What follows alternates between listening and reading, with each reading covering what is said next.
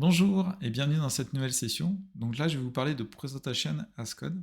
Donc Kesako, c'est en fait une nouvelle façon de gérer et de générer des slides, donc des diapositives de présentation. Donc traditionnellement, on a des outils comme PowerPoint, comme Google Slides, qui depuis une interface graphique, visuellement, on peut déplacer des éléments, mettre du code.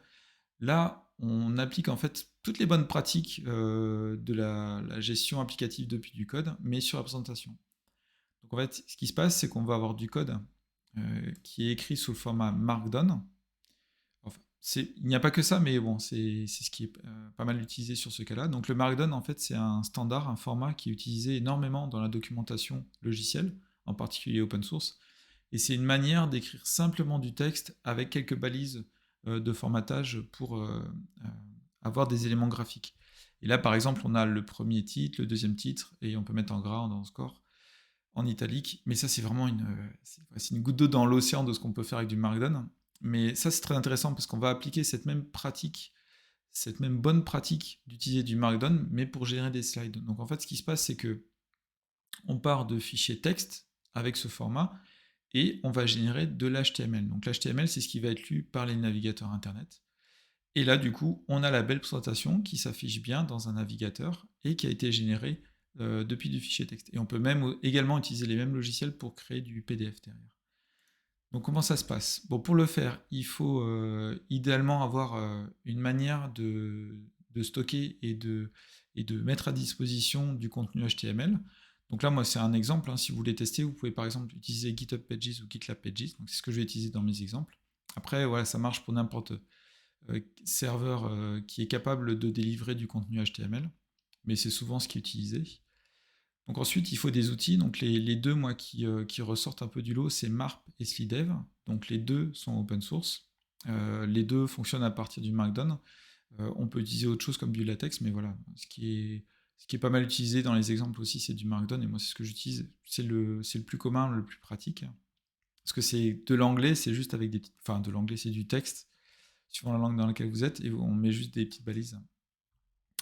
Donc derrière des exemples, parce que c'est bien de parler, mais c'est bien de montrer. Donc là, j'ai deux exemples. Le premier, il utilise Slidev et il est hébergé sur GitHub Pages. Et le deuxième, vous l'aurez deviné, c'est sur MARP et c'est sur GitLab Pages. Donc là, si je regarde le premier, je vois le code source, je vois dans Slide euh, qu'il y a des fichiers Markdown. Donc là, moi, je travaille, par exemple, en branche la présentation. Donc là, je vais voir apparaître mon petit document de présentation de code. Et c'est justement ce que je vous ai montré. Là, on a les différents éléments. Donc là, par défaut, quand c'est du Markdown, GitHub le présente de manière formatée, mais on peut regarder à l'intérieur, je peux l'éditer, et on voit que c'est du texte. Donc c'est très simple à modifier. Et ce qui est bien, c'est que ça va être versionné avec Git. Donc on a vraiment toutes les bonnes pratiques d'un cycle de vie applicatif, mais appliquées pour la gestion de présentation. Et derrière, ce qui se passe, donc oui, je veux bien. Et là, en fait, j'arrive sur mon site. Voilà, avec les deux éléments. Donc là, c'est la présentation que je suis en train de vous montrer. Et ce qui est très intéressant, c'est que pour générer tout ça, en fait, on peut le faire de manière complètement automatique grâce au pipeline. Donc ça sera le sujet d'un autre, même de plusieurs autres sessions. Mais voilà, donc ça se fait tout seul.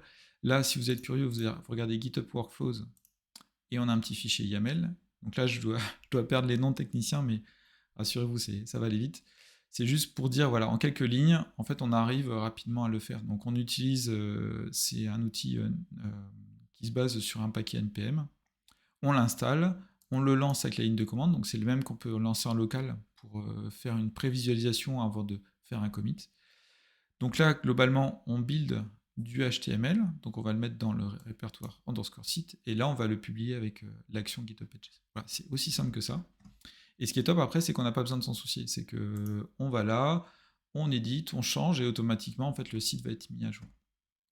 Et de la même manière, si on regarde l'autre exemple, qui lui utilise MARP et GitLab Pages pour l'hébergement, on retrouve du code qui est assez simple. Là, c'est dans le dossier docs. Et derrière, on a les deux présentations que j'ai réalisées pour l'instant. Donc une sur du GitOps, et vous voyez qu'on peut mettre des images sans souci. Donc là, c'est un exemple plus concret, j'espère que ça va plus vous parler. La seule, voilà, la seule contrepartie à avoir, c'est qu'il y a des fois des éléments HTML. Donc c'est pas du Markdown pur comme on peut avoir dans la documentation. C'est voilà, la seule contrepartie à avoir pour avoir une belle présentation. Et derrière, on a les différents éléments. Voilà, on peut voir qu'on met des images, on peut mettre pas mal de choses. Et derrière, voilà comment ça s'affiche. Donc là, moi, j'ai hop, mes deux présentations. Et là, si je retourne sur GitOps, voilà comment ça s'affiche. Donc c'est plutôt sympa.